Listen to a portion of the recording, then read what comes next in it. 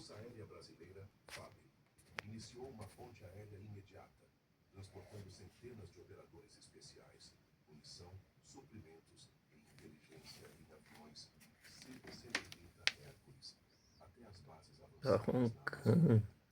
A Marinha do Brasil Esse gordo.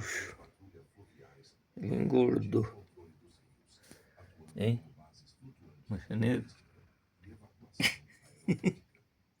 Ele dorme de olho aberto. Calma ponto de lança da operação. Esquadrões de aeronaves Será que ele é desconfiado? Não. T-27 Tucanos de helicópteros artilhados foram deslocados para a fronteira. Eles não estavam lá para patrulhar. Estavam prontos para pulverizar qualquer acampamento guerrilheiro que a inteligência terrestre localizasse. No início de março de 1990, Mancha negra. a Força-Tarefa Brasileira estava pronta. O ponto de partida foi o próprio destacamento destruído do Rio Traíra. Os operadores das forças especiais